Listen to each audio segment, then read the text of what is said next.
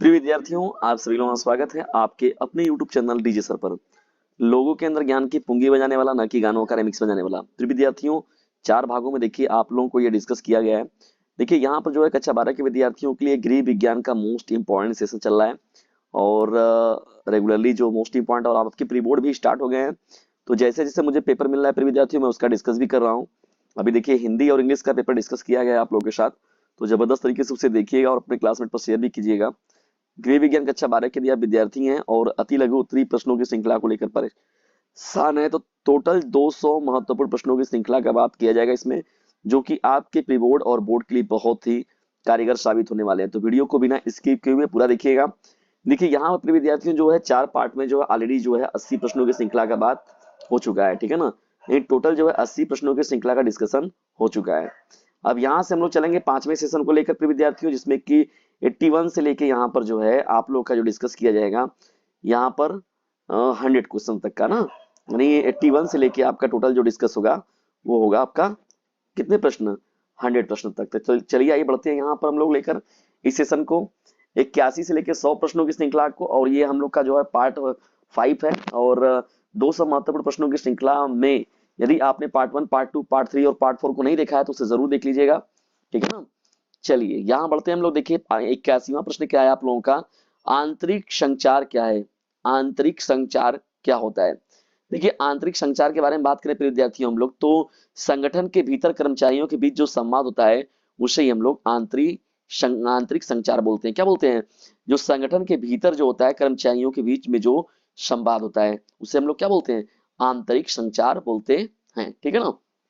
बहुत ही most important है। 82 प्रश्न देखिए क्या है 82वां हम लोग का, बाहरी संचार का क्या महत्व है। बाहरी संचार का क्या महत्व है। बाहरी संचार का क्या महत्व है। बाहरी संचार क्या होता है प्रिय विद्यार्थियों, संगठन की ब्रांडिंग। क्या होता है, संगठन की ब्रांडिंग और छवि निर्माण के लिए, किसके लिए, ब्रांडिंग और छवि निर्माण के लिए जो होता है मुख्य रूप से महत्वपूर्ण होता है। कौन, ये जो बाहरी संचार होता है। तो बाहरी संचार क्या होता है प्रिय विद्यार्थियों, संगठन की ब्रांडिंग करता है और साथ ही साथ छवि निर्माण के लिए महत्वपूर्ण होता है, जिसे हम लोग बाहरी संचार के महत्व को हम लोग इस तरीके से समझते हैं।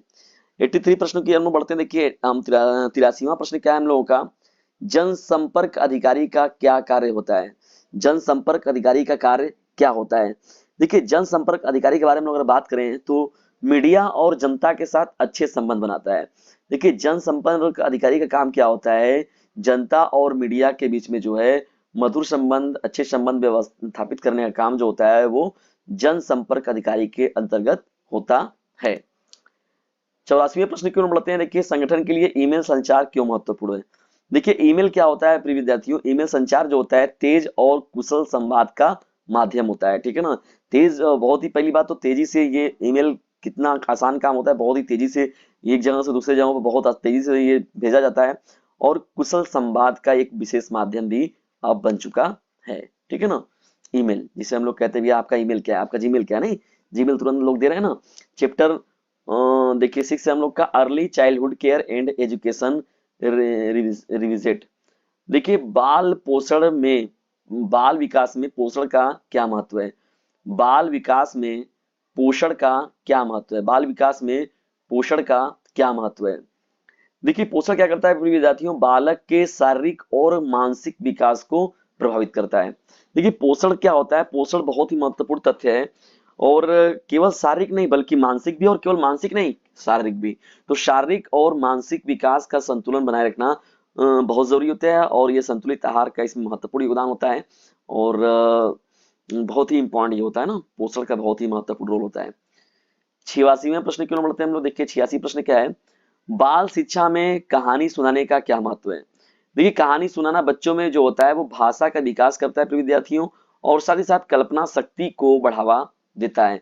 जब भी कोई कहानी व्यक्ति पढ़ता है तो उसके बेस पर जो है वो अपने भी कुछ थॉट रखने लगता है, यानी अपनी भी वो लोग कुछ कल्पना जो है उसमें देने लगते हैं। तो ये भाषा और भाषागत जब विकास होता है तो उसके माध्यम से व्यक्ति जो होता है कुछ अपने जो बच्चे होते हैं वो अपने भी कुछ विचारों को उसमें वो आदान प्रदान करते हैं। 87वें प्रश्न की ओर बढ़ते हैं, बच्चों में सामाजिक कौशल कैसे विकसित करें। बच्चों में सामाजिक कौशल कैसे विकसित करें। तो देखिए प्रिय विद्यार्थियों, सामाजिक कौशल अगर बच्चों में विकसित करना है तो समूह गतिविधियों को किया जाए और खेलों के माध्यम से। यानी जो समूह गतिविधि हम लोग करते हैं तो उसके माध्यम से ही बच्चे सीखते हैं, और साथ ही साथ खेलों के माध्यम से भी वो लोग सीखते हैं। ठीक है ना। यहाँ पर लोग बढ़ते हैं प्रिय विद्यार्थियों, आप लोगों का जो प्रश्न है वो 88 की ओर। देखिए प्रश्न क्या है, 88वां प्रश्न, मॉन्टेसरी शिक्षा पद्धति का उद्देश्य क्या है? मॉन्टेसरी शिक्षा पद्धति का क्या उद्देश्य है? देखिए मॉन्टेसरी शिक्षा जो होता है बच्चों के संपूर्ण विकास यानी टोटल कंप्लीट जो उसका जो होता है प्रिय विद्यार्थियों विकास होता है, यानी उसके संपूर्ण विकास पर निर्भर करता है क्या, जो ये शिक्षा पद्धति होती है। यानी मॉन्टेसरी शिक्षा जो होती है पद्धति, वो बच्चों के संपूर्ण विकास पर पूरा ये काम किया जाता है ना। बहुत ही मोस्ट इंपॉर्टेंट है मॉन्टेसरी शिक्षा पद्धति। ठीक है ना प्रिय विद्यार्थियों, इसके माध्यम से जो छोटे बच्चे हैं उनके मानसिक विकास में भी बहुत बदलाव देखा गया है। बालक में आत्मनिर्भरता कैसे विकसित करें? बालक में आत्मनिर्भरता कैसे विकसित करें? तो देखिए बच्चों को छोटे कार्यों की जिम्मेदारी देकर। देखिए जब बच्चों को छोटे कार्यों की जिम्मेदारी दी जाती है विद्यार्थियों, तो वो उनके लिए क्या होते हैं, सशक्त होते हैं और उसे वो करने के लिए प्रेरित होते हैं। तो छोटे ही काम, मतलब जब वहां से वो प्रेरित होते हैं विद्यार्थियों, तो वो फिर बड़े कामों को अंजाम देते हैं। 90 प्रश्न की ओर बढ़ते हैं। ईसीसीई ईसीसीई ईसीसीई में शिक्षक की भूमिका क्या है? देखिए ईसीसीई में शिक्षक जो होता है बच्चों के सीखने और विकास का मार्गदर्शन करता है।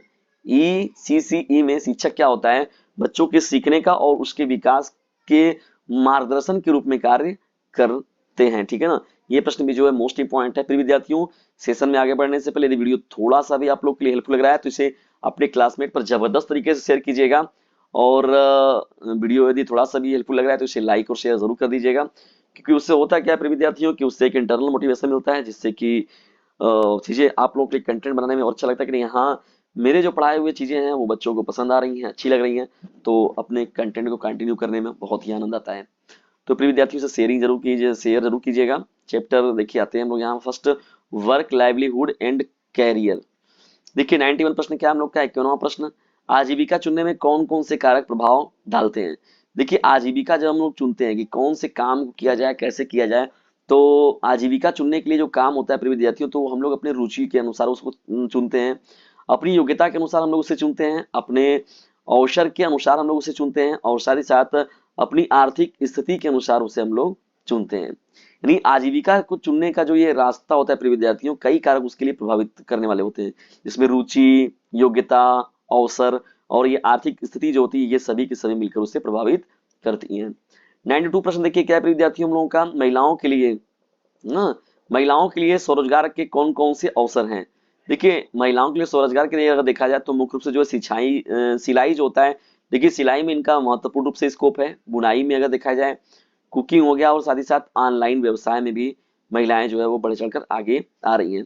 देखिए केवल यहीं पर नहीं है, महिलाएं जो है हर जगहों पर पहुंच गई हैं, अब तो जाके बॉर्डर पर युद्ध के लिए भी वो तैयार हो जा रही हैं। तो बहुत सारी चीजें हैं, अब बदलाव बड़े पैमाने पर देखा गया है, पुलिस वगैरह में देखा जाए या बड़े पदों पर देखा जाए, बैंकों में देखा जाए, तमाम ऐसे क्षेत्र हैं जहां पर महिलाएं जो है वो रोजगार के लिए वो चुनी जा रही हैं वो। और स्वरोजगार के बारे में बात हो गई तो सिलाई, बुनाई, कुकिंग, ऑनलाइन व्यवसाय जो हो गया, तो इनके माध्यम से वह अपने स्वयं के रोजगार को वो विकसित करती हैं। ठीक है ना। ये आपका 92 प्रश्न था। चलिए बढ़ते हम लोग अब 93 प्रश्न की ओर। देखिए ये प्रश्न भी बहुत महत्वपूर्ण है, कैरियर प्लानिंग का क्या महत्व है? देखिए कैरियर का प्लानिंग क्या होता है, बहुत ही इंपॉर्टेंट होता है प्रिय विद्यार्थियों कि जीवन में करना क्या है। तो जीवन के लक्ष्यों को प्राप्त करने में महत्वपूर्ण रूप से जो होता है प्रिय विद्यार्थियों, जिस प्लानिंग की बात होती है उसे हम लोग कहते हैं कैरियर प्लानिंग। ठीक है ना। 94 प्रश्न देखिए क्या है हम लोग का, गैर पारंपरिक कैरियर से क्या तात्पर्य है? गैर पारंपरिक कैरियर से क्या तात्पर्य है? ऐसे कैरियर जो सामान्य रूढ़ियों से अलग होते हैं, ऐसे कैरियर जो सामान्य रूढ़ियों से अलग होते हैं उन्हें हम लोग गैर पारंपरिक कैरियर कहते हैं ना। देखिए पहले ही कहा गया सामान्य रूढ़ियों से अलग होते हैं, तो उसे हम लोग गैर पारंपरिक कैरियर कहते हैं। जैसे क्या होता है, देखिए डिजाइनिंग हो गया, डिजाइनिंग जो होता है प्रिय विद्यार्थियों वो गैर पारंपरिक कैरियर का एक उदाहरण हो गया। एंटरप्रेन्योरशिप जो हो गया, देखिए ये भी क्या हो गया, गैर पारंपरिक कैरियर का एक महत्वपूर्ण उदाहरण हो जाएगा। चलिए ये 94वां प्रश्न था आपका और ये भी महत्वपूर्ण था। अब बढ़ते हम लोग यहाँ पर 95 प्रश्न की ओर। देखिए 95वां प्रश्न क्या है, रोजगार में कौशल विकास क्यों आवश्यक है? रोजगार में कौशल विकास क्यों आवश्यक है? देखिए कौशल विकास से क्या होता है प्रिय विद्यार्थियों, रोजगार के अवसर बढ़ते हैं। यानी कौशल विकास के माध्यम से क्या होता है, रोजगार के अवसर बढ़ते हैं, क्योंकि कौशल रोजगार के अंतर्गत क्या होता है, बच्चों को जो है कंप्यूटर के नॉलेज हो गया, और महिलाएं जो हो गई, तो बालिकाएं जो हो गई, उनके लिए साड़ी वगैरह, कढ़ाई बुनाई जो होता है, ब्यूटिशियन होता है, ऐसे तमाम जैसे कोर्स हैं, तो उन सभी चीजों को वो लोग सीखती हैं, और ये कौशल विकास के अंतर्गत ही है। इधर बच्चों के अंदर बहुत सारे स्किल को डेवलप किया जाता है, ताकि वो क्या हो सके, अपने मतलब वो एक तरीके से स्किल जब जुटाते हैं तो उनके अंदर वो योग्यता बढ़ती है, तो उन्हें मार्केट में या चीजें जगहों पर जब काम के लिए उन्हें आसानी से जो है उन्हें काम मिल जाते हैं। घर से काम करने के क्या लाभ होते हैं प्रिय विद्यार्थियों, तो देखिए घर से जब काम किया जाता है तो उसमें समय की सबसे ज्यादा बचत होती है, और साथ ही साथ काम जीवन संतुलन बनता है। यानी काम और जीवन का जो संतुलन है वो बैलेंस रहता है, ठीक है ना। पारिवारिक जीवन जो हो गया, या तो घरों में कुछ जैसे इधर उधर की जो बात हो गई, तो वो पूरा का पूरा बैलेंस्ड बना होता है। यानी काम और जीवन दोनों का संतुलन बना होता है, और समय की बहुत ज्यादा बचत होती है। घर से काम करने का ये सबसे बड़ा लाभ होता है। फिर विद्यार्थियों देखिए यहाँ पर जो है क्लिनिकल न्यूट्रिशन एंड डायटिक्स जो हो गया आपका, देखिए 97वां प्रश्न क्या है आपका, 97 प्रश्न क्या है, चिकित्सीय पोषण का मुख्य उद्देश्य क्या है। चिकित्सीय पोषण का मुख्य उद्देश्य क्या है। तो देखिए चिकित्सीय पोषण का मतलब होता है रोगी के लिए संतुलित और स्वास्थ्यवर्धक आहार प्रदान करना। यदि रोगियों के लिए संतुलित और स्वास्थ्यवर्धक आहार को प्रदान करना ही क्या होता है, चिकित्सीय पोषण होता है। यानी जब चिकित्सक के माध्यम से जो हमें पोषण उपलब्ध कराए जाते हैं, जो आहार उपलब्ध कराए जाते हैं, तो उसे ही हम लोग देखिए संतुलित और स्वास्थ्यवर्धक आहार के रूप में कह सकते हैं, ठीक है ना। और ये वो जब बताते हैं प्रिय विद्यार्थी, तो बहुत ही, क्योंकि वो अध्ययन किए रहते हैं उन चीजों का, तो अपने अध्ययन के बेस पर वो हमें बताते हैं। देखिए 98 प्रश्न क्या है, मधुमेह के रोगी के लिए किस प्रकार का आहार उपयुक्त है। देखिए मधुमेह के रोगी के लिए कम कार्बोहाइड्रेट, यानी जिसमें कि कार्बोहाइड्रेट कम हो, बहुत कम से कम हो, वो आहार दिया जाता है, और कम शर्करा वाला आहार दिया जाता है, यानी जिसमें शर्करा अर्थात जिसमें चीनी की मात्रा कम हो। तो मधुमेह डायबिटीज के जो रोगी होते हैं उन्हें कम कार्बोहाइड्रेट और कम शर्करा वाला आहार दिया जाता है। 99 प्रश्न क्या है प्रिय विद्यार्थियों, देखिए गुर्दे की बीमारी में किस आहार की सिफारिश की जाती है। तो कम प्रोटीन वाला देखिए दिया जाता है गुर्दे की बीमारी में, और कम सोडियम वाला आहार दिया जाता है, नहीं जिसमें कि प्रोटीन और सोडियम कम होता है गुर्दे की बीमारी के पेशेंट को, वही आहार दिया जाता है। 100वें प्रश्न की ओर बढ़ते हैं, और आज के सेशन का हम लोग का ये अंतिम प्रश्न भी रहेगा, पोषण परामर्श का क्या महत्व है। पोषण परामर्श का क्या महत्व है। देखिए पोषण परामर्श से देखा जाए तो व्यक्ति अपने आहार की गुणवत्ता सुधार सकता है। यानी पोषण परामर्श जब व्यक्ति लेता है तो अपने आहार की गुणवत्ता का मतलब है कि जो चीजें हम खा रहे हैं, तो वो हमारे लिए जो आवश्यक, हमारे शरीर को जरूरत विटामिन से वो मिल रहे हैं कि नहीं मिल रहे हैं, जो हमारे अंदर समस्या है उनका निवारण वाला फल हम ले पा रहे हैं कि नहीं ले पा रहे हैं। तो जब नहीं ले पाते हैं, तो पोषण परामर्श जब हम लोग लेते हैं, तो अपने उस आहार में हम परिवर्तन लाते हैं, बदलाव लाते हैं, तो उसे ही हम लोग कहते हैं क्या, पोषण परामर्श का महत्व। तो ये आहार की गुणवत्ता को इसके माध्यम से सुधारा जा सकता है। ठीक है प्रिय विद्यार्थियों, तो ये था हम लोग का टोटल 100 प्रश्नों का डिस्कशन। ये डिस्कशन आप लोग कैसा लगा कमेंट बॉक्स में जरूर बताइएगा, और यदि वीडियो थोड़ा सा भी हेल्पफुल लगा हो तो इसे अपने क्लासमेट पर शेयर जरूर कीजिएगा। मिलते हैं नेक्स्ट वीडियो में, तब तक के लिए टेक केयर, गुड बाय, जय हिंद, जय भारत। जब मिला जाएगा तो यहाँ छठवां सेशन आप लोग का, 5 सेशन के बाद छठवां सेशन स्टार्ट होगा, 101 से 120 तक प्रश्नों की श्रृंखला। तो प्रिय विद्यार्थियों वीडियो के लिए तैयार रहिएगा, और जबरदस्त तरीके से इसे अपने क्लासमेट पर शेयर भी कीजिएगा। और गृह विज्ञान के साथ ही साथ समाज शास्त्र, आपके नागरिक शास्त्र हो गए, और जो भी आपके प्री बोर्ड के पेपर मिल रहे हैं उसका नियमित रूप से डिस्कशन जो कंटिन्यू जारी है, तो खुद भी उसका लाभ उठाइए और दूसरों को भी इससे लाभान्वित जरूर कीजिए।